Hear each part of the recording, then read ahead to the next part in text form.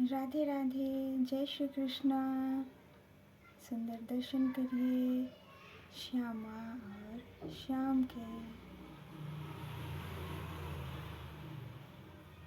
कितने भोरे हैं। ये अंदर से पहना है स्वेटर और ऊपर से चुन्नी है जो इन्हीं की है क्योंकि सखी हैं। और ये भोरी भोरी मैया है, दर्शन करिए। कल ऐसे ही आ गई थी ना, तो ये आज बढ़िया से साड़ी पहनी है क्योंकि जो ये इसका जो पत्थर है वो बहुत चिकना होता है तो सब कुछ फिसलता है, तो ये अच्छे से आ गया है साड़ी की तरह। स्वेटर पहना के भी आप पहना सकते हैं और ऐसे भी। और इनको पहनाते वक्त बहुत अच्छा लग रहा था, कुछ अलग सा। प्रसन्न प्रसन्न इनकी प्रसन्नता अनुभव हो रही थी।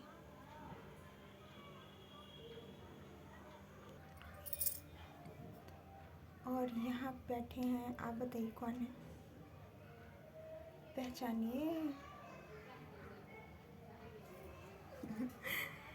यहाँ बैठे हैं हमारे कान्हा जी। ये देखिए क्या किया आज। हाँ तो पहले ये देखिए, इनका दर्शन करिए। छिप छिप के बैठे हैं। सवरी गोपियाँ देखती है ना, नज़र लग जाती है, इसलिए आज स्वयं को छिपा लिया है स्वेटर के अंदर। उसके बाद ऊपर से ये पहनाओ। पहले केवल स्वेटर ही पहनाना था, फिर इसको भी पहनाओ वस्त्र ऊपर से। कौन कौन है वो, अब नाम तो बताएंगे ही। हाँ तो एक गोपी तो द्वारे आई थी। एक गोपी द्वारे आई, इनको भोजन कराने के लिए व्यवस्था कर रही हैं। और इनका स्मरण ध्यान आप सब कर रहे हैं, करते रहिए। जीवन में भक्ति अति आवश्यक है क्योंकि ये मनुष्य जीवन जो मिला है वो कल्याण के लिए मिला है। और आपने इतने जन्म लिए तो जो भी आपके प्रारब्ध हैं उसके अनुसार संबंधी हुए, माता पिता भाई बंधु सखा, और आपको जो भी मनुष्य मिल रहा है उससे संबंध की प्रगाढ़ता हो रही है, तो ये सब प्रारब्ध के कारण है। और सबसे ऋण है, ऋण चुकाना है आपको अब, इसलिए इस धरा पर वापस बार बार आप आ रहे हैं। तो ये सारे ऋण चुकता कभी नहीं हो सकते हैं। मनुष्य कितनी बार भी जन्म ले ले परंतु ऋण नहीं चुका सकता। वो बार बार जन्म लेगा ही, क्योंकि प्रत्येक कर्म का फल होता है और वो कोई ना कोई कर्म करेगा ही, फल भोगेगा ही। और जो संसार में क्या है, माया है, उसके अधीन रहकर वो सदैव इस जन्म मरण के चक्रव्यूह में फंसा रहता है। और ये समाप्त कैसे होगी, प्रभु की भक्ति करके। और जब भक्ति करेंगे तब प्रभु कृपा करेंगे और ये भव सागर पार हो पाएगा। और आप भक्ति करेंगे तो जो भी आपके सगे संबंधी हैं, माता पिता हैं, उनका भी कल्याण करना होगा। माता पिता भक्ति करते हैं या नहीं करते हैं, परंतु जो संतानें हैं उनका ये कर्तव्य है कि अपने माता पिता को भी तारें।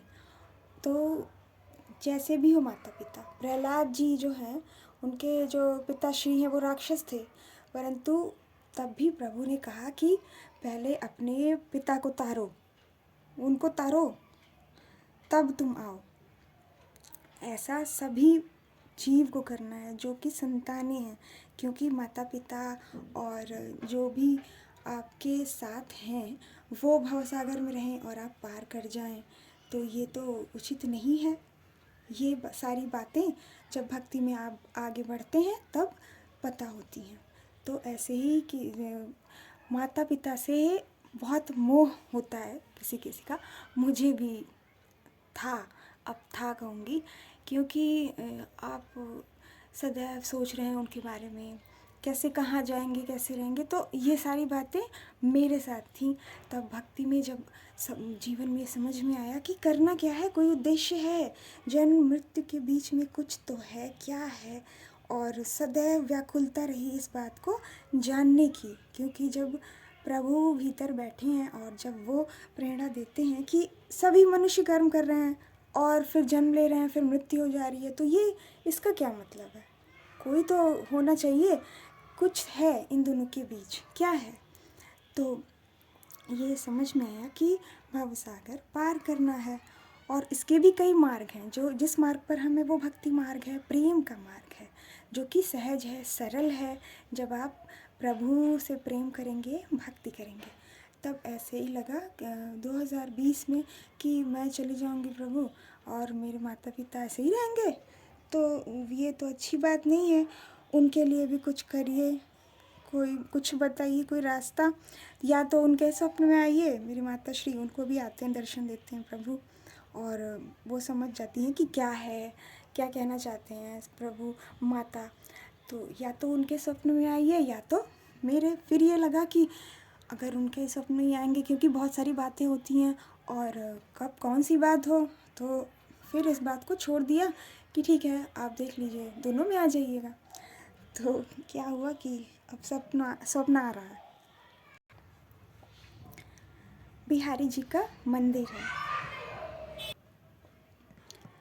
तो एकदम गर्भगृह के पास बहुत सारे लोग बिल्कुल पंक्तिगत खड़े हैं, एक ओर मेरी दाईं हाथ की ओर, और बाईं ओर से मैं उस गर्भगृह से निकली हूँ, और जो ऊपर उनका पर्दा लगा होता है, उस पर्दे को हटा के बाहर निकली हूँ, और बहुत ही जैसे कोई सदमा लगा हो, स्तब्ध हूँ, और सीधा सीधा चल के आया हूँ। जैसे कि आप जब वाइवा देने जाते थे, एग्ज़ामिनर आपको अंदर बुलाते थे और कोई क्वेश्चन पूछ रहे हैं, आ रहा है, नहीं आ रहा है, तो वाइवा जैसे दिया जाता है, वही वाला चेहरा है कि क्या होगा, या फिर जाने के पहले होता है कि पता नहीं क्या पूछेंगे ऐसा वाला जो है, वो उस मुद्रा में मेरा जो मुखमंडल है वैसा ही दिख रहा है, और बाहर आए, और इस बार मेरी माता श्री गई हैं अंदर, और वो निकल ये कि अब इनकी बारी है, ये गई हैं, तो वो मैं क्या गई वो नहीं दिखा, लेकिन जो माता श्री गई हैं वो बाहर निकली हैं, और अपने दोनों हाथों से अपने सीने पे पीट पीट के कह रही हैं कि अरे बिहारी जी गए हैं, अब तुम मरने वाली हो, और बहुत ज़ोर ज़ोर से उनको एकदम जैसे कहते हैं ना, स्तब्ध हैं और सदमा लगा हो कि क्या।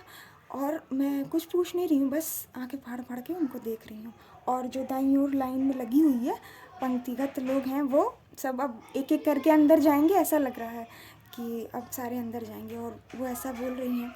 उसके बाद ठीक सामने, मेरे घर के सामने, उन मेरी माता श्री रखी हुई हैं, जैसे कि अब जीवित नहीं हैं, और बहुत जर्जर हैं। जर्जर का अर्थ है कि 100 वर्ष की होंगी, उनके जो ये चमड़ी है वो बहुत ही वो हो गई है, लचीली हो गई है, मतलब बुढ़ापे का पूरा दिख रहा है कि बहुत ज़्यादा बूढ़ी हैं, और उनकी आत्मा सीधे खड़ी है, ये दिखा, और मैं भी खड़ी हूँ। तो जैसे ही राधा जी का स्मरण हुआ, या आभास केवल है, मुझे नाम नहीं वहाँ आया था, और वो आत्मा पुनः शरीर में प्रवेश कर गई, क्योंकि अभी तो माता श्री ऐसी बिल्कुल नहीं है। तो ये समझ में आया कि अभी वो रहेंगी, और भगवान की कृपा है, वो देखेंगे, क्योंकि मैं कहाँ रहूँगी, कैसे रहूँगी, तो ये मोह छुड़ाना है। जब तक मोह नहीं छूटेगा संसार का, आपके सगे संबंधियों का, आप भक्ति में आगे नहीं बढ़ सकते हैं। आगे बढ़ने के लिए मोह से निवृत्त होना होगा, क्योंकि संसारी से आप प्रेम कर रहे हैं तो वो प्रेम नहीं है, मोह है।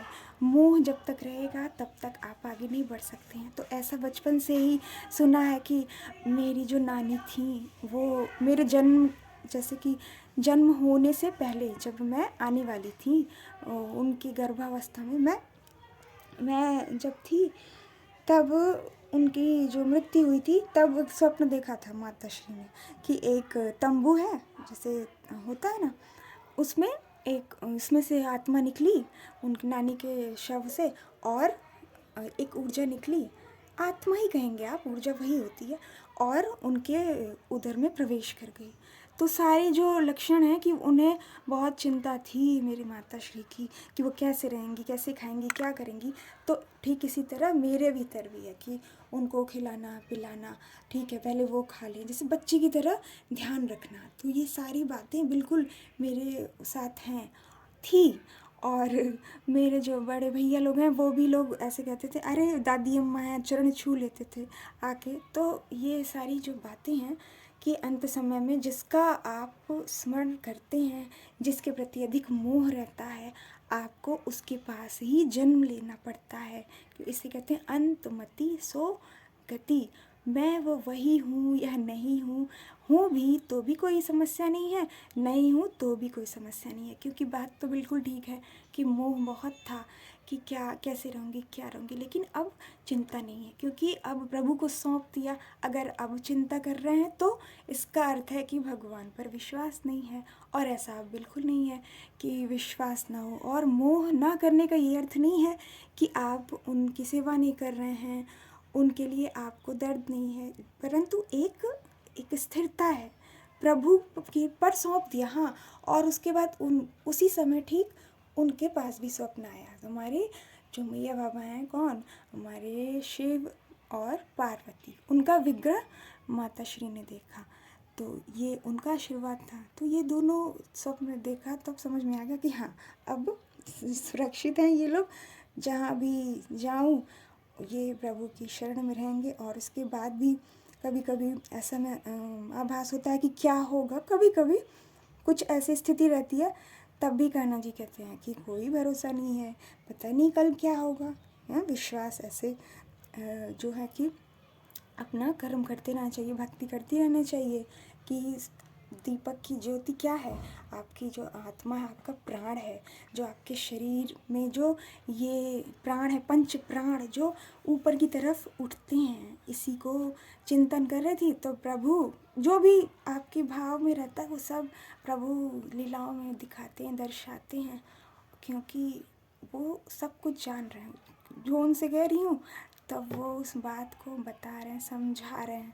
क्योंकि ये बात तो बिल्कुल ठीक है कि कोई नहीं जानता कि कब कौन चला जाएगा, इसलिए अपना कर्म करते रहना चाहिए। और जो भी संतानें हैं वो श्रवण कर रही हैं, वो इस बात का ध्यान रखें कि आपको अपने माता पिता को भी तारना है, तब आप आगे बढ़ेंगे। और ये भावना रखेंगे तो ये जीवित रहते ही हो जाए, समय से पहले ही हो जाए। कहते हैं ना कि आप जब प्रहलाद जी के पिता श्री जो राक्षस हैं, वो जो कि विरोधी हैं, हमारे यहाँ तो ऐसा नहीं है, भगवान की पूजा अर्चना करते हैं। और अगर भक्ति का कोई विरोध भी कर रहा है आपके घर में, तो भी आप अपना कर्म, भक्ति का कर्म करते जाइए, प्रभु का नाम ध्यान जप करते जाइए, सेवा करते जाइए मानसिक रूप से। और जब प्रभु जहाँ आपको भेज रहे हैं, मंदिर में जा रहे हैं, नहीं है तो शारीरिक श्रम करिए, यमुना किनारे जा रहे हैं तो शारीरिक श्रम करिए, कैसे, वहाँ पे झाड़ू लगाइए, यमुना के पास नहीं जा पा रहे हैं, कहीं भी है तो अपने घर में ही सेवा दीजिए। तो ये जो मंदिर है उसको साफ करना ये बहुत ही पुण्य का काम है। आप स्नान करके भी जा सकते हैं और आप उससे दूषित भी नहीं होंगे, पवित्रीकरण होगा, पाप कटेगा। प्रभु को भोग लगा रहे हैं तो आपके घर लड्डू गोपाल हैं, छोटे हैं, तो तब तक रखिए जब तक कि एक छोटा बालक खाता है, उतनी देर तक उसके साथ बैठ, उसको भोग लगाइए, सेवा करिए, प्रभु का ध्यान करिए और सबसे प्रेम करिए, तभी भीतर जो राग द्वेष है वो समाप्त होगा। ठीक, तो बहुत सारा प्रेम। जय श्री कृष्णा। राधे राधे।